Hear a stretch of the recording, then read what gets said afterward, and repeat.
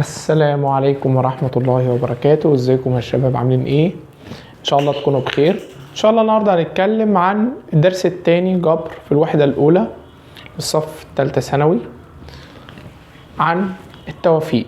اتكلمنا في الحصة اللي فاتت عن التباديل.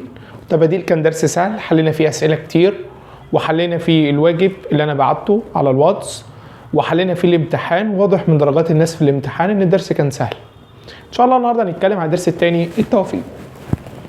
اول حاجه تهمني في التوافيق القانون نفسه. اول حاجه القانون هنتكلم عليها النهارده. بعد كده ان شاء الله هنتكلم عن العلاقه بين التباديل والتوافيق.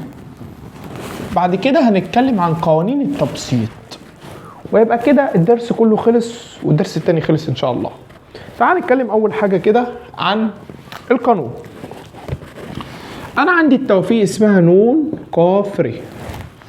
لو عايز افكها بفكها ازاي؟ مضروب اللي فوق على ايه يا ابني؟ على مضروب اللي تحت في مضروب اللي فوق ناقص اللي تحت. قول كده تاني، احفظه كده بالعربي. مضروب، اتكلمنا اللي فات يعني ايه مضروب، اللي فوق على مضروب اللي تحت. مضروب في ايه بقى؟ في مضروب اللي فوق ناقص اللي تحت. حلو. يعني انت دلوقتي لو معاك يا باشمهندس 8 ق 5 هتفكها ازاي؟ مضروب اللي ايه؟ مضروب ال8 على مضروب ال5 في مضروب 8 ناقص 5. حلو. يعني لو معاك يا باشمهندس 7 ق 2 هتفكها ازاي؟ مضروب ال7 على مضروب ال2 في مضروب ال5. حلو. حتى الآن الموضوع سهل. يعني لو معاك 8 ق 3 هتفكها ازاي؟ مضروب ال8 على مضروب 3 في مضروب ال5. حلو. وزي ما اتفقنا في التباديل نفس الشروط بالظبط. انا هنا لازم ايه بقى يا باشمهندس؟ لازم النون اكبر من او تساوي الر، ولازم النون والر ينتموا لايه؟ للاعداد الصحيحه الموجبه. زي ما قلنا فين؟ زي ما قلنا في التباديل بالظبط، نفس الشروط هنا. ما عنديش اي مشكله خالص. حلو. تعال نحل الامثله، وفي الامثله الدنيا تظبط معانا اكتر. يلا بينا.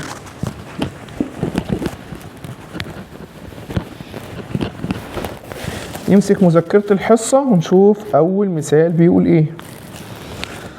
اول مثال بيقول لي اذا كان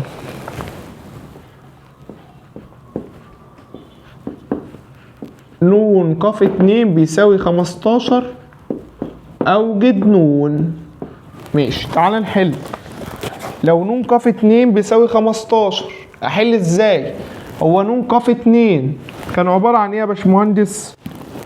نون ق 2 بيساوي مضروب اللي ايه؟ اللي فوق على مضروب ايه؟ اللي تحت في مضروب ايه؟ اللي فوق ناقص اللي تحت بيساوي كام؟ 15. حلو قوي.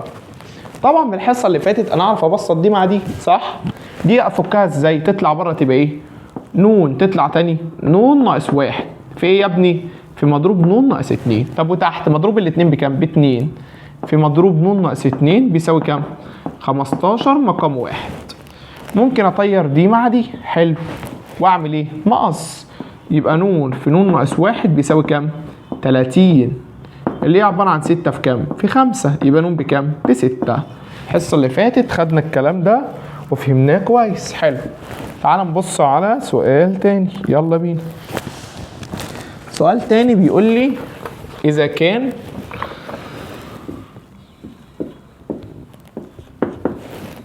نون زائد 1 ق نون ناقص 1 بيساوي كام؟ 66. عايز ايه؟ اوجد نون. حلو. يلا تعال نحل. نحل ازاي؟ هقول ايه؟ قانون زي ما احنا. مضروب ايه يا ابني؟ مضروب اللي فوق اهوت على مضروب اللي تحت في مضروب ايه؟ اللي فوق. ركز عشان النقطة دي بغلط فيها على طول. ناقص اللي تحت انا غلطت صح؟ غلطت في ايه؟ اللي فوق ناقص اللي تحت، صح؟ ناقص في الاول ناقص في التاني، يبقى المفروض زائد واحد. مش بقول لك بغلط فيها على طول؟ حلو.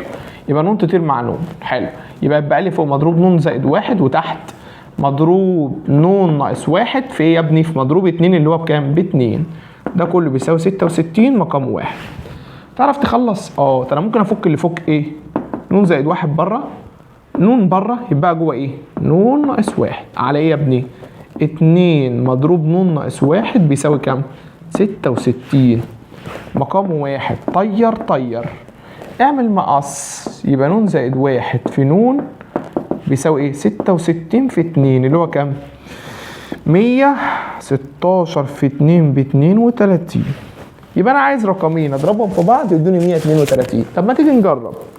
10 في 11 110، 11 في 12 132. يبقى عباره عن ايه يا ابني؟ 12 في 11.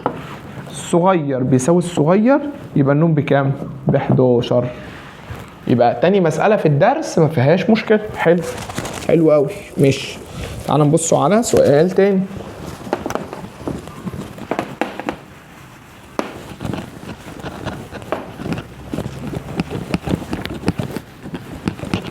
بيقول لي يا باشمهندس إذا كان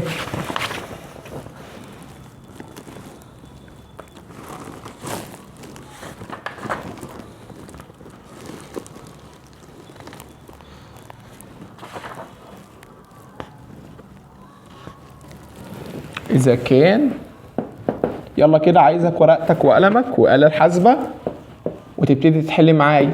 إذا كان نون ق 3 بيساوي 4، عايز نون. يلا حل السؤال ده كده.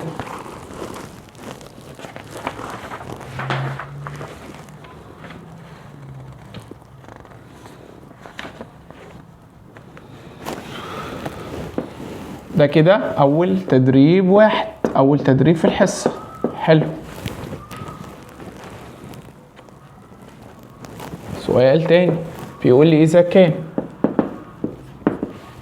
نون قاف نون ناقص 3 يساوي 20، أوجد نون. يلا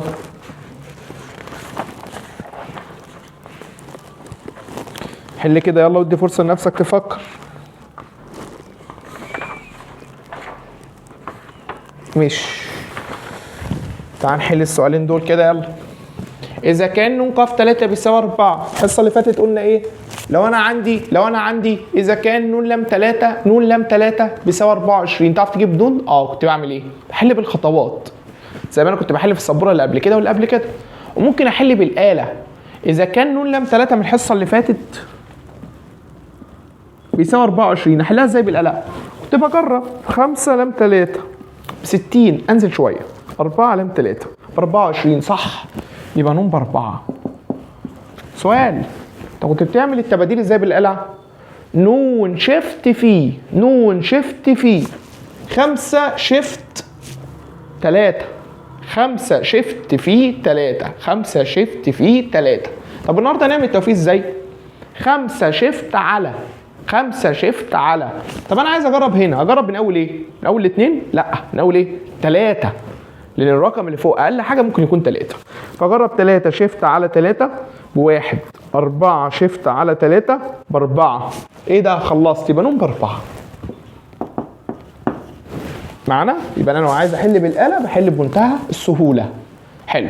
طب لو انا عايز احل بالخطوات، نون ق 3 بيساوي 4. يلا يا ابني، مضروب اللي فوق مضروب اللي تحت مضروب اللي فوق ناقص اللي تحت بيساوي 4 مقامه 1. اعمل مقص. حلو. وممكن افك، صح؟ فك. يلا نون، اطلع تاني، نون ناقص 1، نون ناقص 2 في مضروب نون ناقص 3. مضروب التلاتة، 3 في 2 في 1 6 في مضروب نون ناقص 3. ده كله بيساوي كام يا ابني؟ 4. طير.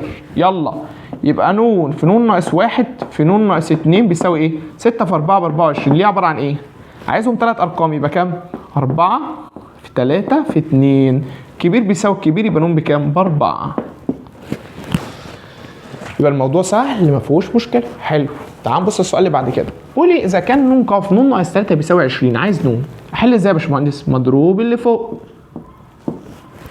مضروب اللي تحت مضروب اللي فوق ناقص، اوعى تغلط، اوعى صح؟ ناقص في الاول ناقص في الثاني بيساوي 20 رقم 1. اعمل مقص. حلو. تعال نبسط الاول. مضروب النون ناقص 3 طير مضروب التلاتة اللي هو بكام يا ابني؟ مضروب التلاتة بكام؟ 3 في 2 في 1 ب6. ده كله بيساوي 20 مقامها 1. اعمل مقص.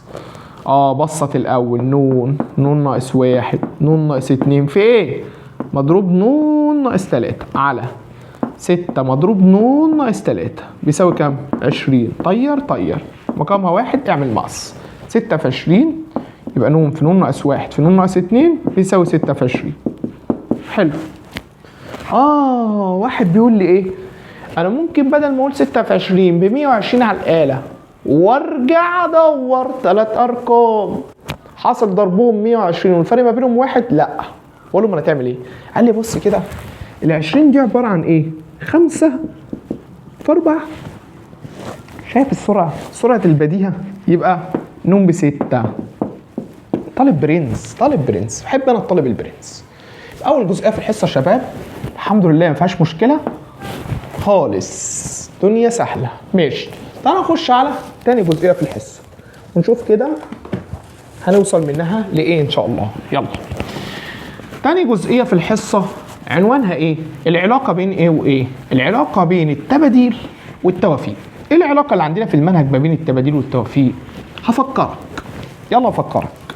المره اللي فاتت اتكلمنا عن نون لام ر كان بتساوي ايه يا ابني؟ مضروب اللي فوق على مضروب اللي فوق ناقص اللي تحت. النهارده بكلمك عن نون ق ر بتساوي ايه؟ مضروب اللي فوق على مضروب اللي فوق ناقص اللي تحت في مضروب اللي تحت. حلو. يعني انت ممكن تفصلهم. خليهم مضروب نون على مضروب نون ناقص ر في 1 على مضروب ر. حلو. ازاي؟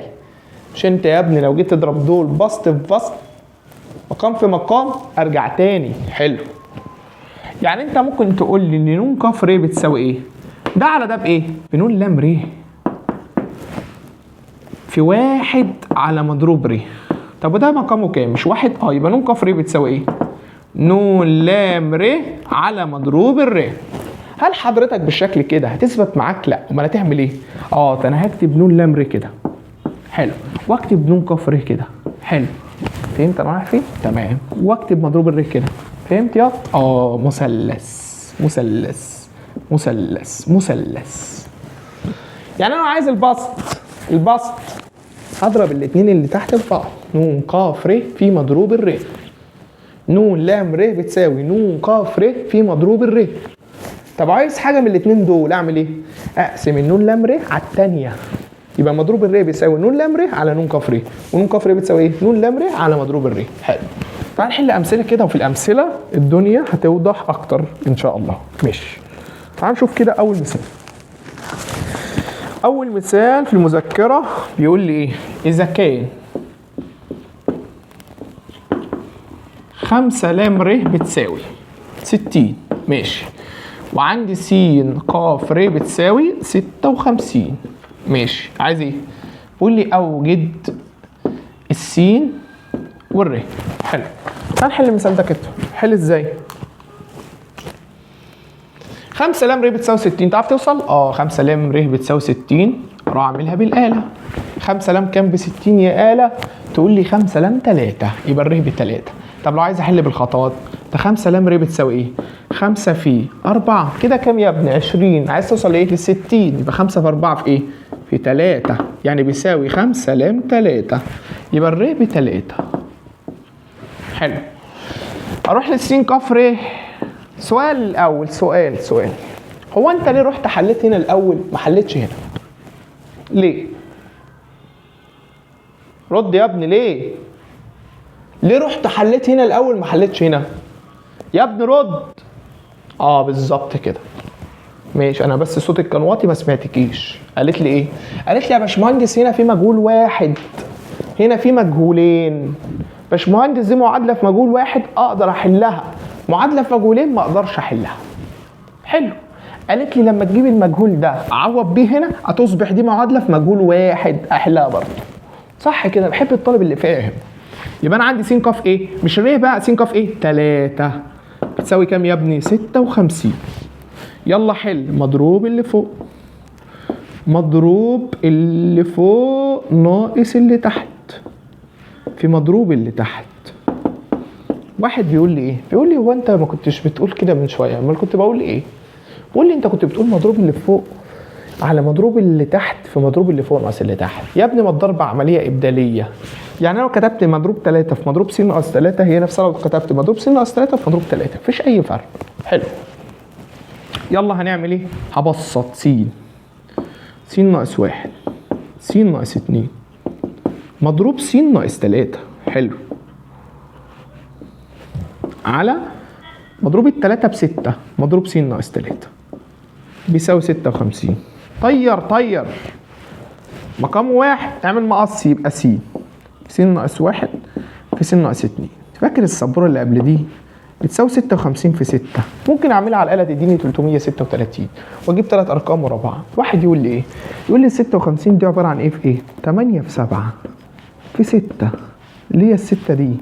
يقول لي الكبير بيساوي الكبير، الس بتساوي 8. يا اهلا ويا سهلا. ده طالب فاهم الدنيا معاه مظبوطه معانا.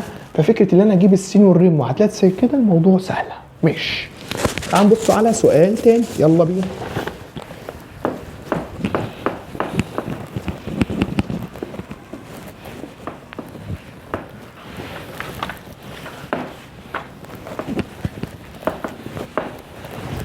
يقول لي ايه بقى في السؤال اللي بعده؟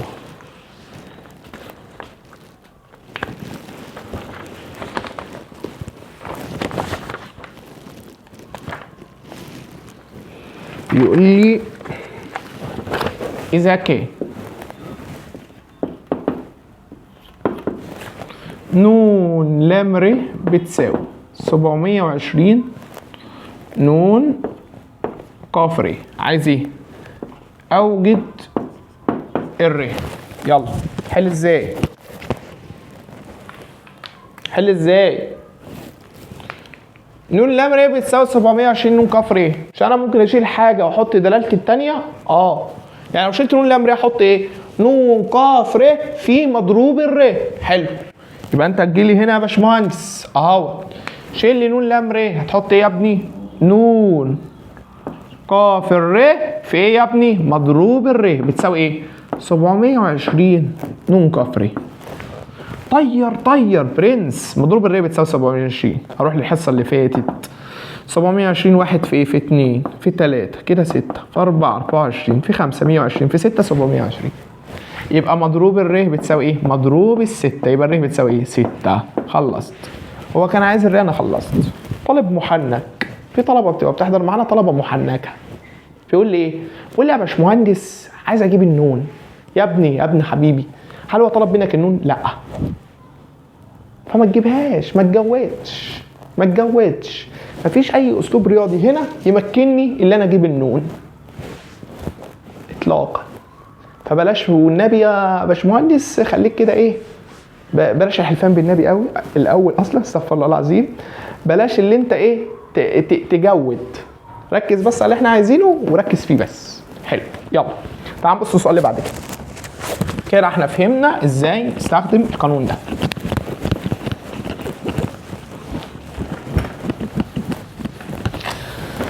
السؤال اللي بعد كده بيقول لي يا باشمهندس إذا كان 9 قاف ر أكبر من الواحد والر قاف 7 أكبر من الواحد أوجد الر. يلا يا هندسة عايزين نحل ازاي؟ 9 قاف ر أكبر من الواحد، تستنتج منها إيه؟ استنتج منها ان الر اقل من او يساوي 9. ماشي.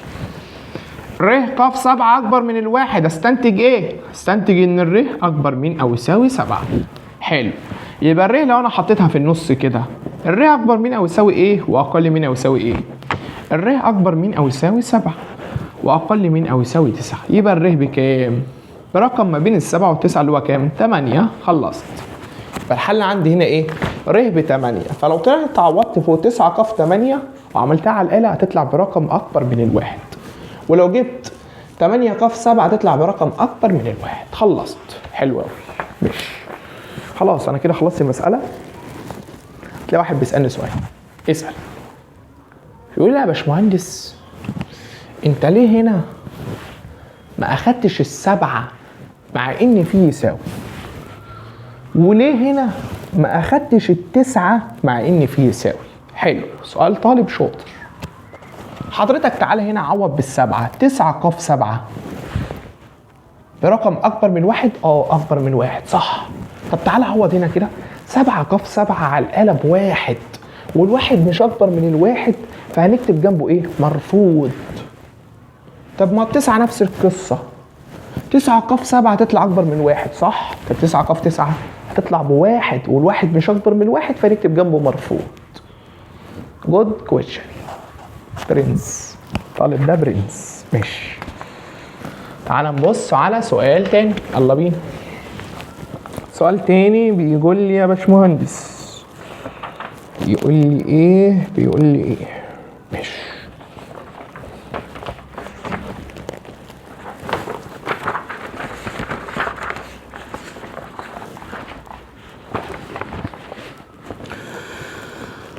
بيقول لي إذا كان ن ق 3 بتساوي 5 ن. ماشي. وعندك ن ل ر زائد 1 بتساوي 210. ماشي. عايز ايه؟ أنا عايز النون والر. يلا تدريب. طبعا أي سؤال بقول لك عليه تدريب المفروض تعلمني بالإجابة النهائية تحت. الإجابة اللي أنت وصلت لها تحت. بتحل معايا وبتأكد لي إنك بتحل بإنك بتعلق بالإجابة النهائية. مش ده سؤال طبعا المفروض كل الناس بتحله يا شباب. اللي مش بيحله هيتجاب. سؤال جنبه تاني بيقول لي إذا كان 6 ق ر بتساوي 5 ق ر. حلو. فإن ر تساوي كام؟ ومديني شوية اختيارات كده لذيذة. 5 0 6 11.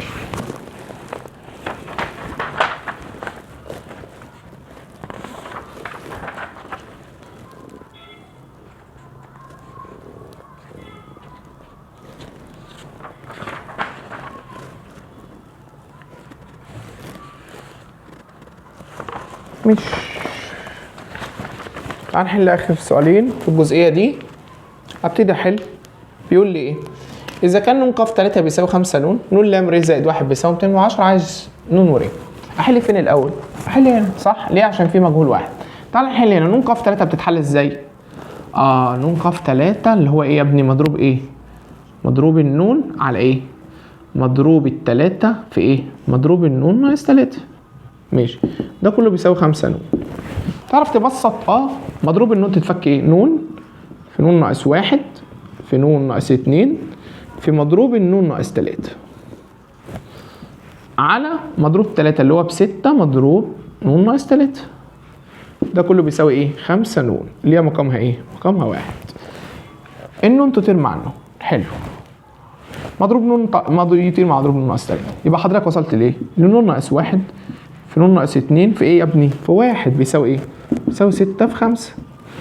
الكبير نون ناقص 1 ولا نون ناقص 2؟ لا. او حضرتك لسه بتتلخبط. شيل النون وعوض رقم اكبر من 1 ولا 2 زي ال5. 5 ناقص 1 4. 5 ناقص 2 3. يبقى ده اكبر من ده. يبقى نون ناقص 1 بتساوي ايه؟ 6. يبقى نون بكام يا ابني؟ ودي يا ابني بعكس الاشاره. 7. خلصت. جبت النون ب7. تعرف تجيب الراء؟ اجي هنا على جنب كده اقول له ايه؟ اعوض بالنون فوق. يبقى 7 ل ر زائد 1 بتساوي 210. يبقى 7 ل ر زائد 1 بتساوي 7 في 6 في 5. حلو. حلو قوي. 7 في 30 فعلا ب 210. يبقى ده كله اللي هو عبارة عن 7 لام كام؟ 7 لام 3. يبقى ر زائد 1 بكام؟ ب3. يبقى ر بكام؟ ب2. سؤال سهل واتحل. تعال نحل السؤال اللي جنبه. قول لي إذا كان 6 ق ر بيساوي 5 ق ر. حلو. فإن ر بكام؟ وهختار من دول. أول حاجة الر مش هتنفع ب11 غلط. الر مش هتنفع ب6. ليه مش هتنفع ب6؟ لأن هنا 5 ق في 6 ده كلام هبد رياضي هندسة. يبقى كده غلط. 5 صفر ينفع. حلو. يبقى تعالى بقى نحل بقى. ممكن أولا ده أنا بقول لك س بتساوي ص. س بتساوي ص. يبقى س على ص بكام؟ 1. حلو. س بتساوي ص يبقى س على ص 1. حلو. أنت عايز تقول لي إيه؟ عايز أقول لك اللي أنا لو قلت 6 ق 5 على الآلة على 5 ق 5 على الآلة ادتني 1 يبقى 5 صح. ما ادتنيش 1 يبقى 5 غلط. يبقى هي اللي باقي ايه؟ باقي صفر. انا خلصت. واتاكد كمان واقول 6 ق صفر على 5 ق صفر. لو ادتني 1 تبقى صح بالثلث. حلو. طب ده اللي انا ازاي اتعامل مع السؤال ده لو هو اختياري في الامتحان؟ طب ازاي اتعامل معاه بالخطوات؟ اول مضروب ايه؟ مضروب اللي فوق مضروب اللي تحت مضروب اللي فوق ناقص اللي تحت هيساوي مضروب اللي فوق مضروب اللي تحت مضروب اللي فوق ناقص اللي تحت. طير ماشي. اعمل مقص. مضروب 6 في مضروب 5 ناقص ر بيساوي ايه؟ مضروب 5 في مضروب 6 ناقص ر. عشان تترمي مع دي شاطر. يبقى 6 مضروب 5 مضروب 5 ناقص ر ومضروب 5 مضروب 5 ناقص ر ومضروب 6 ناقص ر. اللون الكبير 6 ناقص ر. يلا طلع مضروب 5 ناقص ر في مضروب 5. طب وهنا ايه؟ مضروب 5 ناقص ر. يلا يا بيه طلع طير. يبقى لي ايه؟ 6. يبقى لي ايه؟ 6 ناقص ر. ودي وجيب. ودي الر جيب ال6. يبقى ر بكام؟ ب0. فحتى الان في الجزئيه الثانيه برضو الحمد لله ما فيهاش مشكله. الدنيا حتى الان سهله. تعال نبص لاخر حاجه في الحصه. قوانين التبسيط. قوانين التبسيط قوانين مهمه جدا وبتيجي في الامتحانات على طول. عايزك تركز معايا كده عشان نقفلها قانون. قوانين التبسيط 4 قوانين. هناخد قانون فيهم ونبتدي نتكلم عليه.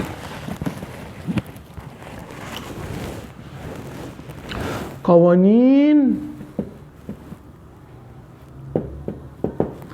تبسيط.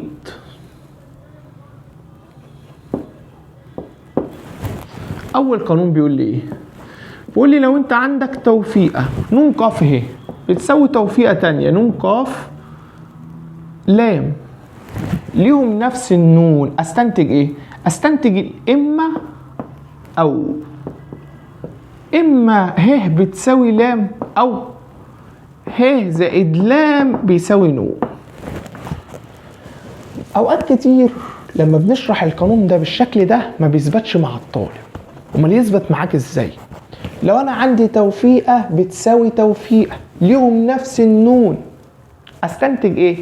اما اللي تحت ماله يساوي اللي تحت او مجموع اللي تحت يساوي اللي فوق. اللي تحت بيساوي اللي تحت او مجموع اللي تحت بيساوي اللي فوق. دي صيغة سهلة جدا في القانون. حلو كده. اول قانون خلص. تعال نحل عليه. يلا بينا. اول سؤال على اول قانون بيقول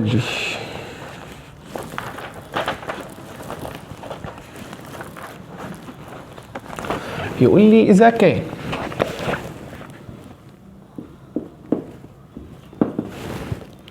عشرة ق ر بيساوي 10 ق في 2 ر زائد 4. عايز ايه؟ اوجد راء. يلا هنحل. اللي فوق بيساوي اللي فوق. يبقى ايه بقى يا ابني؟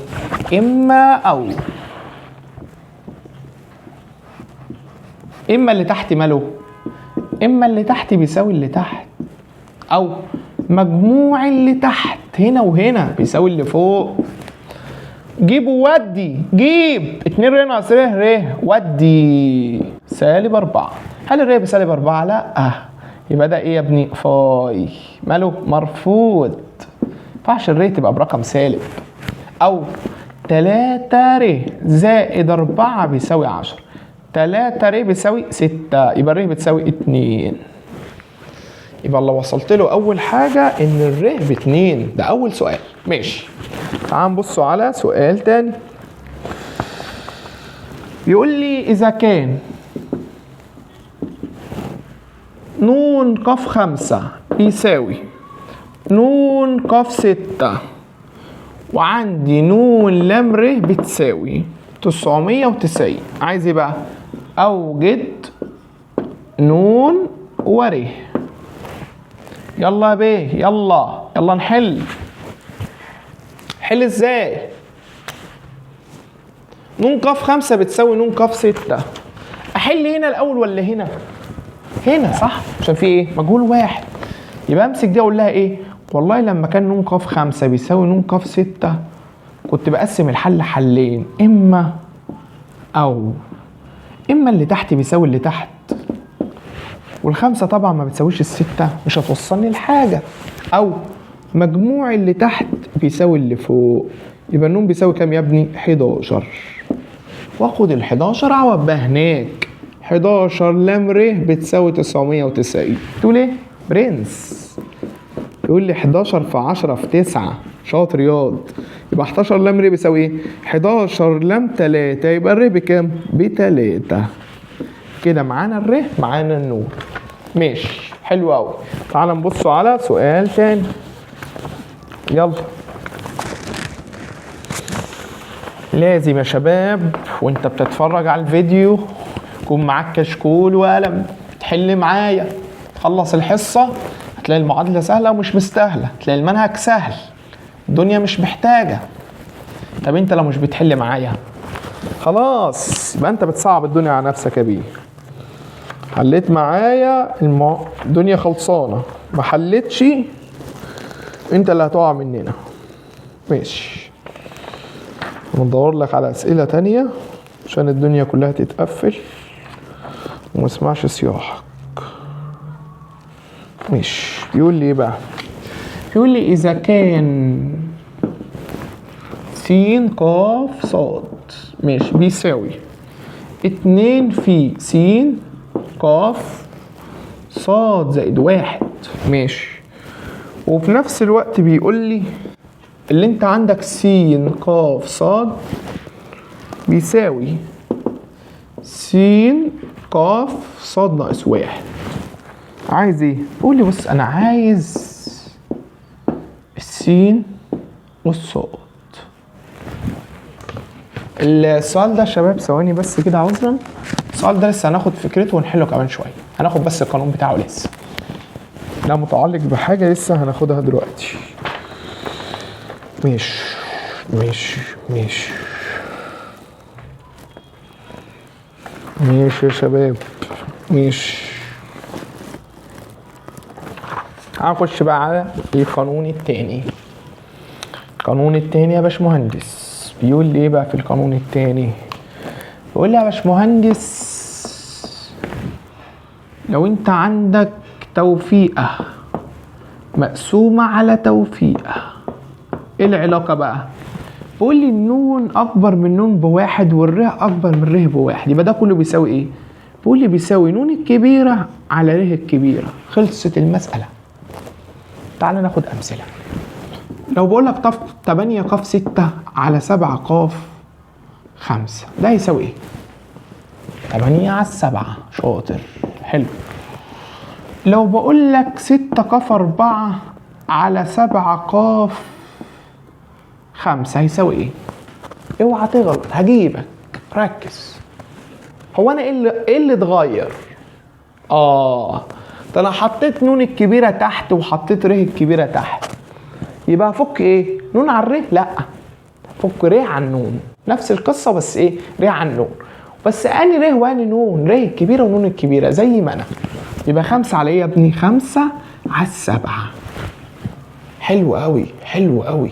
يبقى هنا يا باشمهندس وانت بتذاكر القانون لازم تبقى عارف اللي نون دي نون ايه؟ نون الكبيرة، وره دي ايه؟ الكبيرة. حلو. يعني ايه؟ ركز عشان ما تخليش حد يضحك عليك. ركز. لو عندي نون كاف ر زائد 1 على نون ناقص 1 كاف ر، حل ازاي؟ علاقة نون بنون اكبر منها بواحد، ر بر اكبر منها بواحد، يبقى الحل بيساوي ايه؟ نون الكبيرة على ر الكبيرة. نون الكبيرة في المسألة اسمها ايه؟ نون. ر الكبيرة اسمها ايه؟ ر زائد 1. حلو قوي حلو. ديني تاني عايزة فوق. خد نون زائد 2 كاف ر ناقص 1 على نون زائد 1 كاف ر ناقص 2. توفيقة على توفيقة. نون أكبر من ر بواحد. تعمل إيه؟ نون الكبيرة على ر الكبيرة. نون الكبيرة اسمها إيه؟ نون زائد 2. ر الكبيرة اسمها إيه؟ ر ناقص 1. ر ناقص 1 أكبر من ر ناقص 2. فهمت القصة رايحة فين؟ حلو قوي. ماشي. تعالى نكتب القانون اللي بعد كده. قانون رقم 3. قانون رقم 3 بيقول لي ايه؟ بيقول لي يا باشمهندس لو انت عندك توفيقة مقسومة على توفيقة بس ليهم نفس النون وره اكبر من ره بواحد، بتحل ازاي؟ بيقول لي بحل نون كبيرة، هي نون واحدة اصلا، ناقص ره الكبيرة زائد 1 على ره الكبيرة اللي هي فوق. يبقى ره هنا يا ابني ايه؟ الكبيرة برضو. ره ديت الكبيرة برضو. حلو. لازم اركز في القوانين قبل ما اعوض. تعال نحل يلا. قول لي 8 ق 7 على 8 ق 6. هو انا في القانون التاني ولا في القانون التالت؟ 8 هي نفسها 8، يبقى انا في القانون التالت. حلو. يبقى 8 ناقص ايه؟ ر الكبيرة زائد 1 على ايه؟ ر الكبيرة. كمل.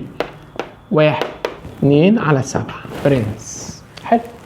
طب ما تيجي افسحك. بص كده 7 ق 6 على 7 ق 7. انا في القانون التاني ولا التالت؟ نون هي النون، يبقى انا في القانون التاني بس ايه؟ مقلوب. يبقى هفك نفس الفكه بس بايه؟ بالمقلوب. يعني اجي تحت واقول له ايه؟ نون ناقص ر زائد 1 بس تحت يا بيه، تحت 7 ناقص. اخد ال7 دي ولا ال6؟ انا باخد ر الهين يا ابني الكبيره. الكبيره 7 زائد 1 على 7. 7 ناقص 7 0 زائد 1 1. وال7 اللي فوق زي ما هي. حلو. طب ما تيجي افسحك تاني. تعالى 8 ق 6 على 6 ق 4. هو انا في القانون التاني ولا التالت؟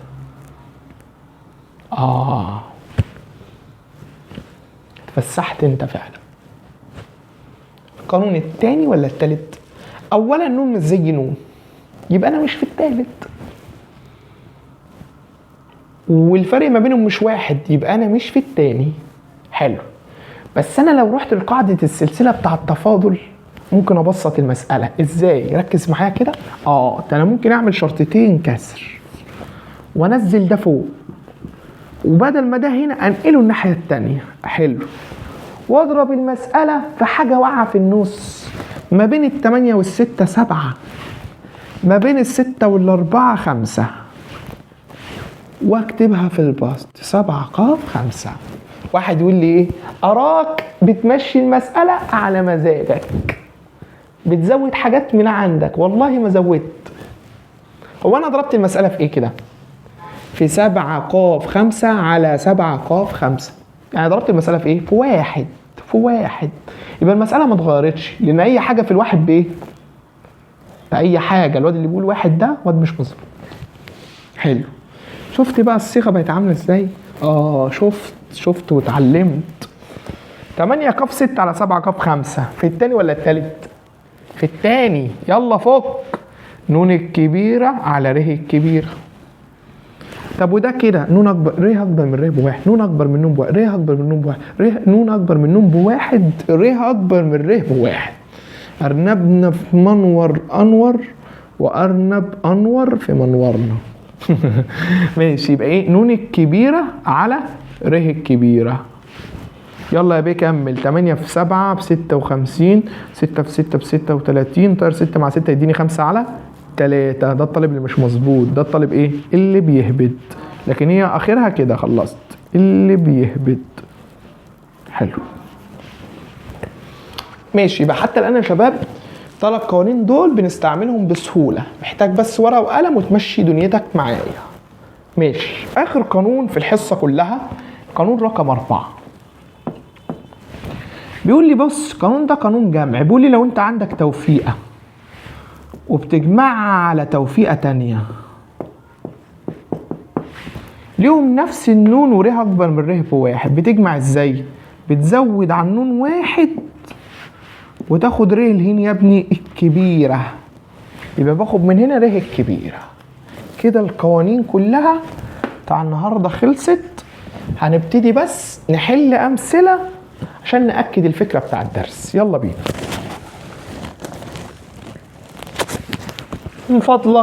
من فضلك اكتب القوانين دي عندك ورقة وقلم، وعايزك كل مسألة اكتبها توقف الفيديو وتكتبها معايا وتتخيل هنحلها ازاي. يلا تعال نروح بقى لايه، لأول مذكرة كده نشوف باقي الأسئلة اللي لسه ما حليناهاش ونحلها كلها. المذكرة دي هتنزل على جروب التليجرام بتاعي. بقول لك ايه بقى؟ بقول لك اذا كان نون قاف 6 زائد نون قاف 5 بيساوي 84. عايز ايه؟ انا عايز نون. حل ازاي يا باشمهندس؟ يلا كده قول لي نحل ازاي. ده اولا قانون ايه؟ قانون الجمع. هو قانون واحد للجمع، بزود على النون ايه؟ زود على النون واحد واخد ر الكبيرة. يلا زود. نون زائد واحد قاف ايه؟ 6 بيساوي 84. تعرف تحل؟ انا ممكن احل بالآلة واخلص نفسي. طب ما تيجي نحل بخطوات عشان نتعلم. تعال نحل بخطوات. مضروب اللي فوق مضروب اللي تحت مضروب اللي فوق ناقص اللي تحت، يبقى نون زائد واحد ناقص 6 يبقى نون زائد واحد يبقى نون ناقص 5 صح بيساوي 84. يلا عايزين نطير ده مع ده. فك نون زائد واحد، نون ناقص واحد، نون ناقص 2، نون ناقص 3، نون ناقص 4. وصلت؟ مضروب نون ناقص 5. ده كله على ايه يا ابني؟ على مضروب الستة في مضروب نون ناقص 5 يساوي ايه؟ 84. طير اعمل مقص. يلا يبقى دول كلهم مع بعض كده 1 2 3 4 5 6. يعني ايه؟ ممكن اقول عليهم اسمهم ايه؟ نون زائد واحد لم 6 بيساوي مضروب 6 في 84. اعمله بايه؟ بالآلة. 6 علمتك الحصة اللي فاتت ازاي تحل ده بالآلة. يطلع بكام بقى؟ 60480. اجرب بالآلة 6 ارقام حاصل ضربهم 480. يعني ممكن اقول مثلا 8 لم 6، لا 9 لم 6. 9 لم 6 يبقى ده كده 9 لم 6. اللي فوق بيساوي اللي فوق، يبقى نون زائد واحد بكام؟ ب9. يبقى نون بكام؟ ب8. خلصت المسألة. الموضوع سهل ان شاء الله، بس محتاج ايه؟ محتاج تركيز. ماشي، تعال نبص على سؤال تاني. سؤال تاني بيقول لي اذا كان، ده سؤال جه في امتحان سابق، بيقول لي اذا كان 10 ق س زائد 2 في 10 ق س زائد 1 زائد 10 ق س زائد 2 بيساوي 12 ق 7. عايز ايه؟ بيقول لي انا عايز السين. يلا يا بيه يلا نحل. يلا حل ازاي؟ انا ما خدتش الاتنين دي تبقى موجوده، يبقى اتخلص منها ازاي الاول؟ افكها ازاي؟ يعني افك ده حاجتين، يبقى 10 ق س زائد 1 زائد ايه يا ابني؟ 10 ق س زائد 1. مش انت يا باشمهندس لو معاك 2 س وانا بقول لك فكها هتقول لي س زائد س؟ سهله. 2 س زائد س. حلو. يبقى زائد ايه؟ 10 ق س زائد 2 بيساوي كام؟ 12 ق 7. حلو. حضرتك دلوقتي في قانون الجمع كان لازم تبقى نون زي نون وره الفرق ما بينهم واحد، كنت باخد نون ازود عليها واحد واخد ره الكبير. تاني كده، هو انا كنت في قانون الجمع كان ايه شرطه؟ نون زي نون، ره الفرق ما بينهم واحد، كنت باخد نون ازود عليها واحد واخد ره الكبيره. يبقى هنا كده نون زي نون وره الفرق ما بينهم واحد، يبقى اخد نون ازود عليها واحد واخد ره الكبيره. حلو، يبقى دول كده خلصت منهم. زائد، طب ودول نون زي نون وره الفرق ما بينهم واحد، زود عن نون واحد واخد ره الكبيره. حلو، ده كله بيساوي ايه؟ بيساوي الشمال. ربنا ما يجعلك من اهل الشمال. طب هنا نون زي نون وره الفرق ما بينهم واحد، زود عن نون واحد واخد ره كبيره اهو. حلو، ده كله بيساوي 12 ق 7. ايه ده؟ تحولني ووداني للقانون واحد، لان من هنا لهناك استنتج ايه؟ اما ايه يا ابني؟ اللي تحت بيساوي اللي تحت، او ايه؟ مجموع اللي تحت بيساوي اللي فوق. يبقى س بكام من هنا؟ 5. حلو، وس بكام من هنا؟ واحده كده، س زائد 9 بيساوي 12. يبقى س بكام؟ 12 ناقص 9 ب3. يبقى الدنيا يا شباب حتى الآن سهلة ومش مستاهلة. حلو، تعال نبص على سؤال تاني.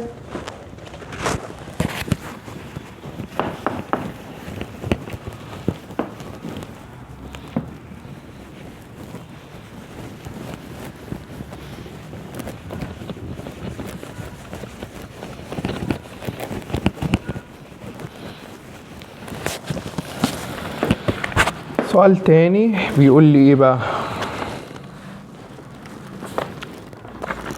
بيقول لي اذا كان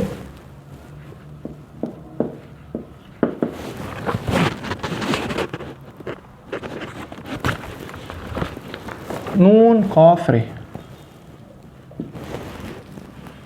الى نون ق ر زائد 1 الى نون ق ر زائد 2 بيساوي ايه؟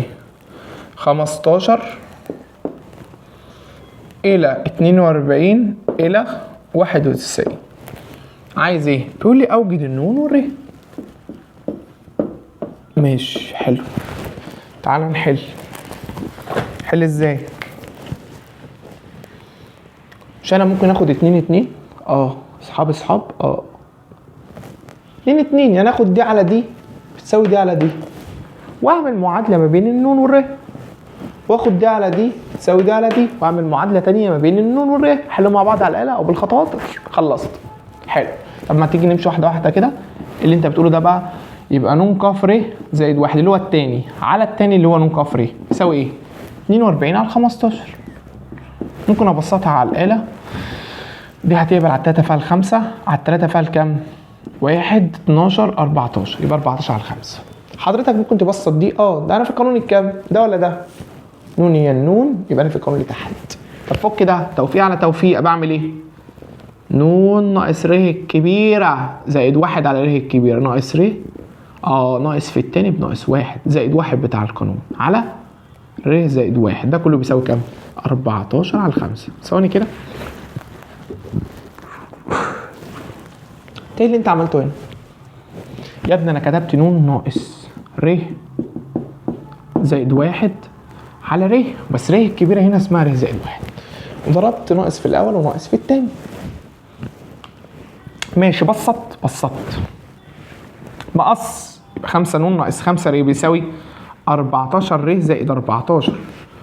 ودي 5 نون ناقص 19 ر بيساوي 14. المعادله رقم 1. حلوه قوي. يلا يا بيه، التالت على التالت، تالت على التاني عفوا بيساوي ايه؟ 91 على 42. بسطها على الآلة على طول عشان ما نبدأش دماغنا. 91 على 42 بكام؟ 13 على 6. ماشي، يلا يا بيه. نون هي نون؟ يبقى انا في القانون التالت. يلا نون ناقص ر الكبيرة زائد 1 على ر الكبيرة، ده كله بيساوي كام؟ 13 على 6. يبقى نون ناقص ر ناقص 1 في 6 بعمل مقص بيساوي 13 في الأول 13 في التاني. 6 نون ناقص 6 ر ناقص 6 بيساوي 13 زائد 26. ودي بعكس الإشارة يبقى 6 نون ناقص إيه؟ ناقص 6 ناقص 13 يبقى ناقص إيه؟ 19 ر. ودي بعكس الإشارة سالب 6 يبقى 32. دي المعادلة رقم 2. أحلهم على الآلة، خلصت المسألة. حلو. لو أنت عايز تحل بالخطوات يا باشمهندس اطرح بطرح 2 ناقص 1 6 نون ناقص 5 نون سالب 19 ر ناقص 19 ر يبقى صفر. 32 ناقص 14 يبقى كام؟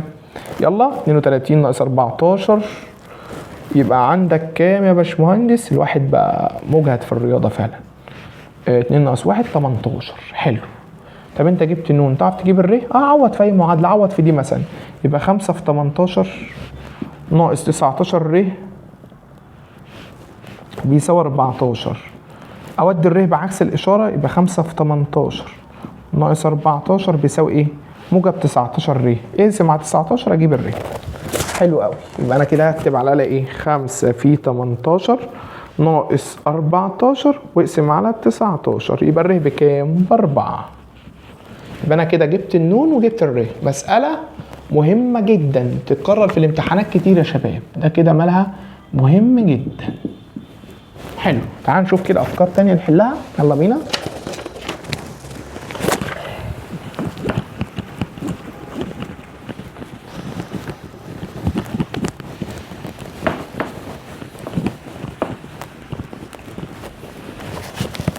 حل فكرة تانية كده.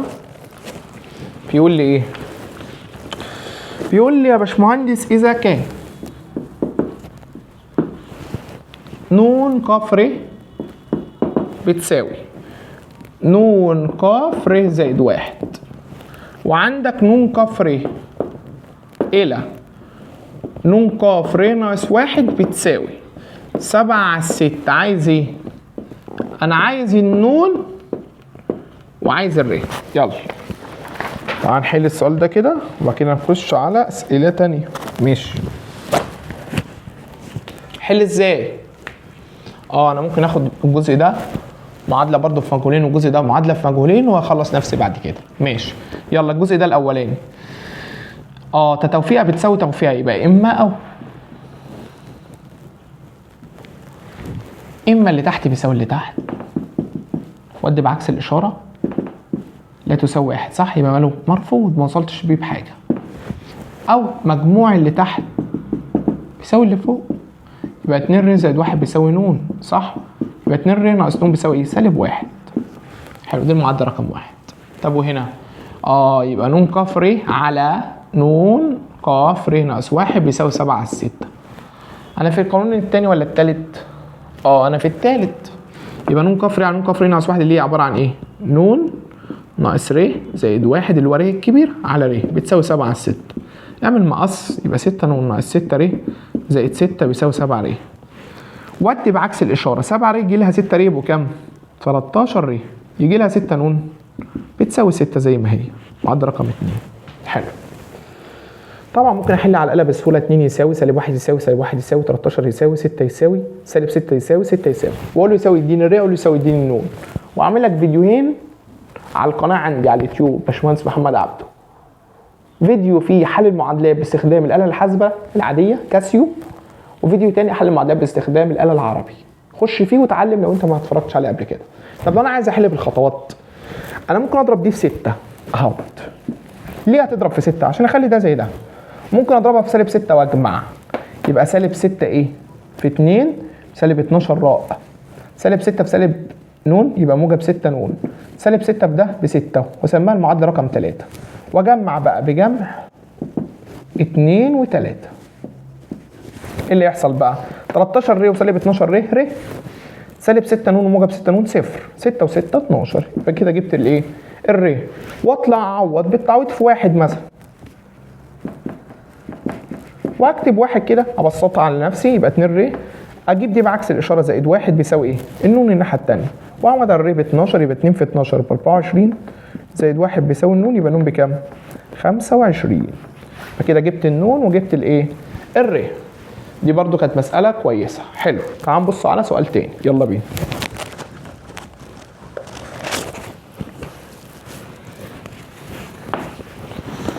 الجزئيه بتاعت حل المعادلات لازم تبقى متقنها كويس. الكلام ده لا يخلو من اي امتحان، اي امتحان رياضه، حتى يا سيدي في الفيزياء والكيمياء بتحل معادلات، فلازم تتقن الكلام ده كويس.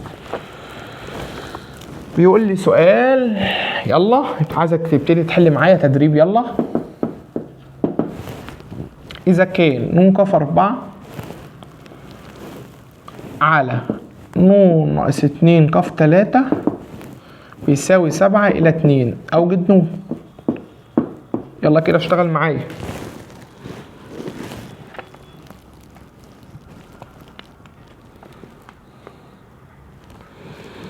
سؤال تاني بيقول لي إذا كان 18 ق 2 ر بتساوي 153 في 13 ق 2 ر ناقص 5، أوجد ر. يلا عايزين نحل السؤال ده برضو.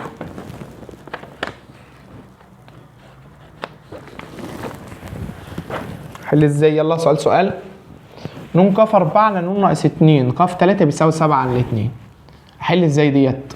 ممكن اجيب ن ك 4 اللي هو كاتبه ده وافكها، صح؟ يبقى ن ك 4 الاول على ن ناقص 2 ق 3 بتساوي ايه؟ 7 على 2. يعني ممكن اعمل ايه الاول؟ اول حاجه افكها. فك يلا ن ك 4 مضروب اللي فوق مضروب اللي تحت في مضروب اللي فوق ناقص اللي تحت.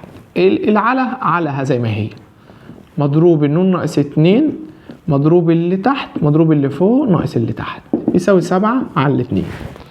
ممكن انزل البسط الاولاني زي ما هو، ركز كده في اللي انا اعمله، وهقلب الاسم ايه؟ ضرب، واشقلب اللي تحت.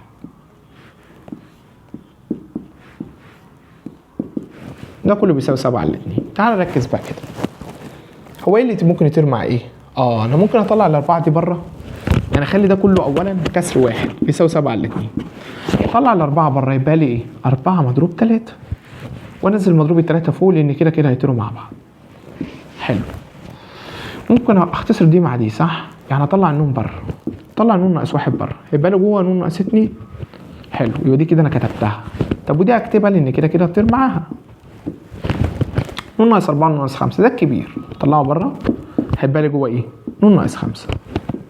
طب وفوق انزلها زي ما هي. حلو، يلا يا بيه تعالى طير ده مع ده، يلا يا بيه طير ده مع ده، يلا يا ابني طير ده مع ده.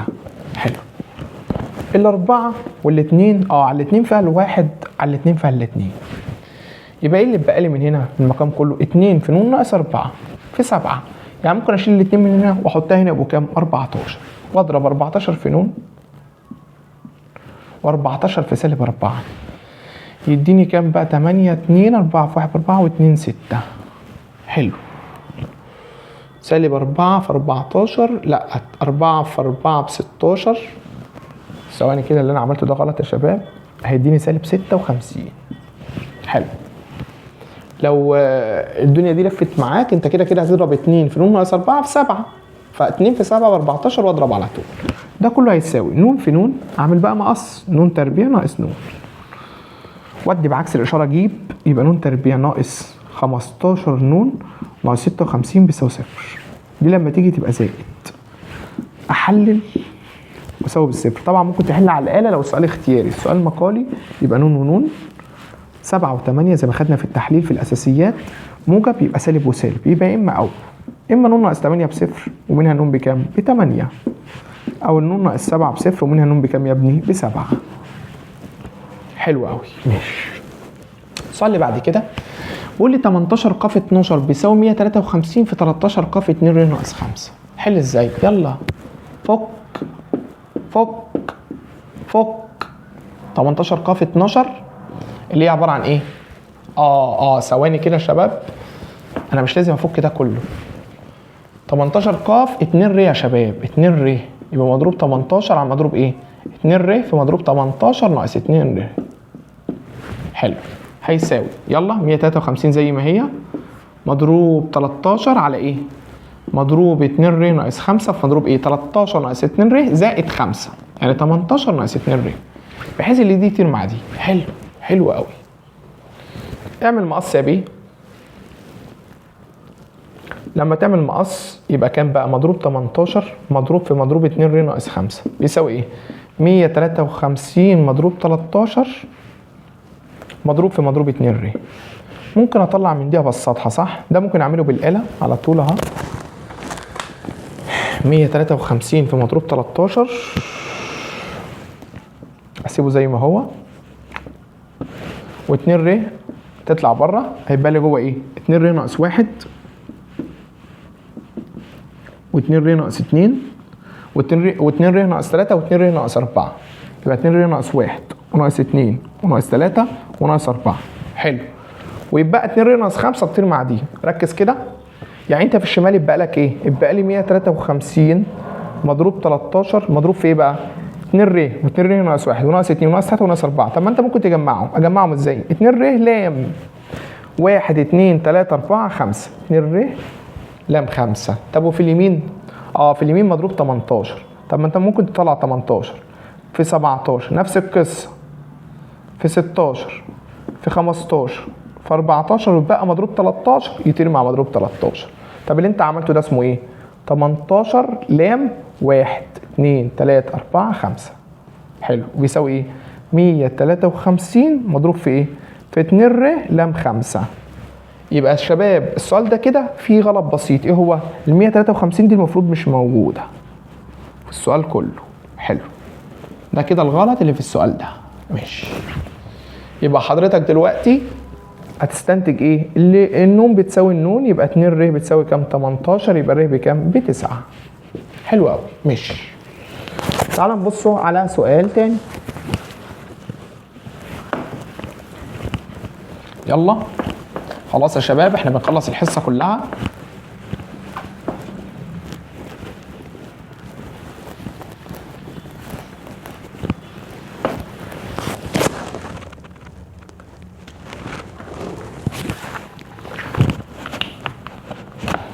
السؤال بيقول لي إذا كان 2 في ن ق 5 بيساوي ن ق 4 زائد ن ق 6، أوجد ن. يلا تدريب، فكر في السؤال ده.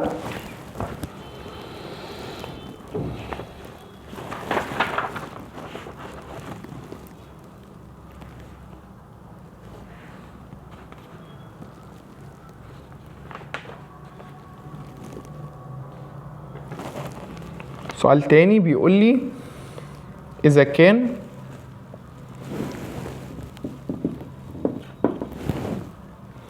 ن ق ر إلى ن ق ر ناقص 1 بيساوي 5 إلى 7، ونون لام ر إلى نون لام ر ناقص 1 بيساوي 5. عايز النون والر برضه. مش ده السؤال.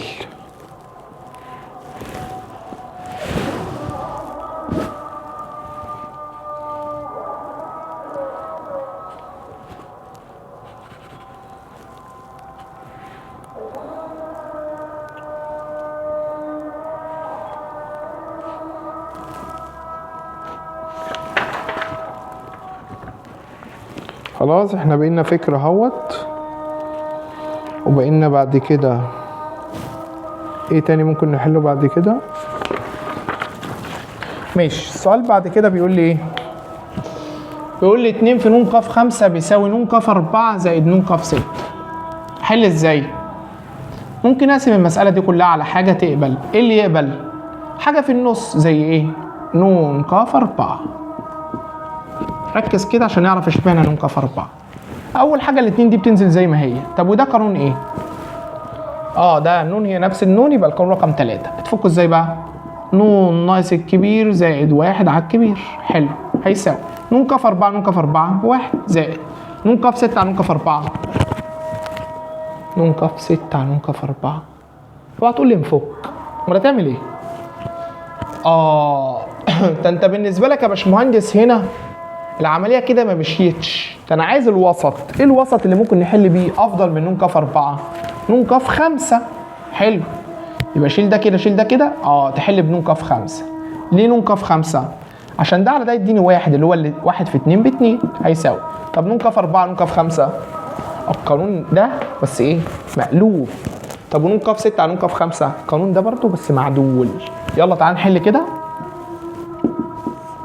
يبقى هنا احل ازاي؟ يبقى نون ناقص 5 زائد 1 وفوق ال5. طب وهنا نون ناقص 6 زائد 1 وتحت ال6. بصة التاني يبقى 2 بتساوي 5 على نون ناقص 4 زائد بصة التاني نون ناقص 5 على 6. ممكن اعمل ايه؟ اوحد المقامات اهوت، يبقى 6 في نون ناقص 4 واعمل مقص نون تربيع نون في التاني سالب 5 نون سالب 4 في الاول سالب 4 نون سالب 4 في التاني موجب 20. اعمل مقص 2 في 6 ب 12 في الاول ب 12 نون 2 في 6 ب 12 في التاني بسالب 48. اعمل مقص نون تربيع. حلو، سالب 5 نون سالب 4 نون سالب 9 نون 30 و 90 50. يلا ودي بعكس الاشاره، يبقى نون تربيع ناقص 9 نون ناقص 12 نون يبقى ناقص كام؟ 21 نون زائد 50 زائد 48 يبقى زائد 98 بيساوي 0. حلو، ممكن احل قوسين على فكره بيساوي 0 واكمل عادي زي المساله اللي فاتت، وممكن احل بالاله نون ونون. 98 ممكن اجرب ازاي؟ اجرب 98 مثلا على الاثنين، مش هينفع. 2 في 44 مش هتيجي. طب 98 على الثلاثة فيها حاجة؟ لا. طب 98 على 4 فيها كام؟ ما جاتش. 98 على الخمسة ما جاتش. 98 على الستة ما جاتش. 98 على السبعة فيها ال 14. ايه ده؟ 7 و14 ال 21 وصلت. سالب سالب يبقى نون بتساوي 7 نون بتساوي 14. حلو، ركز. اسمع معلومه مهمه من طالب محترم. قول لي يا باشمهندس انا الامتحان بتاعي السؤال ده جه مقالي، هل انا اقعد اجرب طول الامتحان؟ لا، ده ممكن تبقى طالب صايع. ركز كده ركز. اروح احل ده على الاله في الامتحان المقالي واجي في الاخر اقول له نون ونون عادي في التحليل، واجيب الرقم اللي طلع على الاله حل احطه هنا بعكس الاشاره. في مشكله؟ مفيش مشكله، خلصت. حلو، الواد يروح يحل يتلاقي في مساله طلع له على الاله كسر يعني ايه؟ طلع على الاله مثلا سالب 7 على 5. يتصدم. لا ما تتصدمش يا حبيبي، طلع على الاله سالب 7 على 5. تيجي تكتب هنا ايه؟ هكتب موجب 7 والخمسة احطها قدام النون، بحيث لو حليتها معادله في مجهول واحد يطلع الحل ايه؟ سالب 7 على 5. فما تقلقش، فالتحليل بالاسلوب ده تعرف تعمله خطوات عادي، ده لو انت مضطر تعمل خطوات. ماشي، تعال نبص للسؤال اللي جنبه. قول اذا كان نون كف ر على نون كف ر ناقص 1 بيساوي 5 على 7 ونون لام ر على نون لام ر ناقص 1 بيساوي 5، عايز النون والر. حلو، هو انا نون لام ر على نون لام ر ناقص 1، هل انت ممكن تبسطها؟ انا ممكن اشيل نون لام ر واحط ايه؟ نون كاف ر في مضروب الر من اول الحصه. طب ونون لام ر ناقص 1 نون كاف ر ناقص 1 في مضروب ر ناقص 1 من اول الحصه. ده كله بيساوي كام؟ 5. هو ده بكام؟ ده ب5 على 7، يعني ممكن اشيل ده على ده واحط كام؟ 5 على 7 في مضروب ر على مضروب ر ناقص 1. طلع الر بره. حلو، طير بيساوي 5. طير بقى 1 فوق، يبقى 1 في ر مقص بيساوي 7 في 1، يبقى ر ب7. حلو، عوض في اي واحده انت خلصت. بنعوض في التباديل عشان التباديل احنا متعودين عليها سهله. يبقى نون لام ايه يا ابني؟ 7 على نون لام 6 بيساوي 5. حلو، بس انت هتودي نفسك في دوامه الفك. طب ايه الاسهل؟ الاسهل عوض في التوافيق. ليه؟ عشان قانون التوافيق يا بيه. قانون التوافيق يا بيه يعني ايه؟ يعني ن ق 7 على ن ق 6 بيساوي انا في القانون ده يا بيه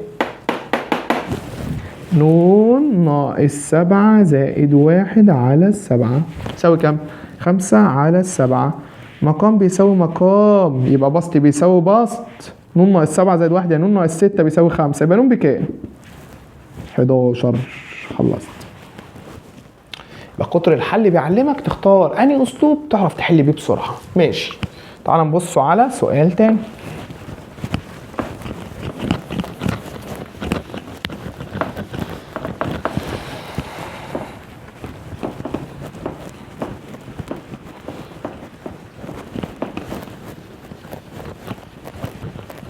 سؤال تاني يقول لي يا باشمهندس إذا كان س ق ص يساوي 2 في س ق ص زائد 1. فاكر السؤال ده؟ ده كتبته لك في أول الحصة. وعندك س ق ص بيساوي س ق ص ناقص 1. أوجد س وص. ده السؤال اللي أنا كتبته ومسحته وقلت لك احنا لسه ما خدناش فكرته. ماشي، تعال نحل السؤال ده. بعد كده عايزين نحل ايه تاني؟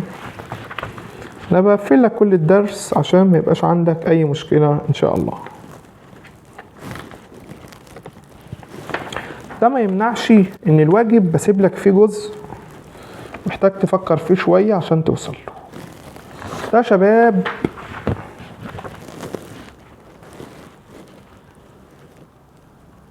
ده كده يبقى اخر سؤال قبل الاخير في الحصه. اخر سؤال في الحصه. خلاص خلصنا كده كل الافكار ان شاء الله. اخر سؤال في الحصه بيقول لي ايه بقى؟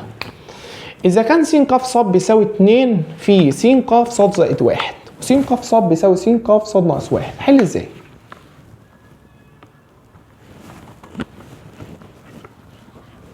انا مش هعرف اربط الطرفين ببعض. حلو.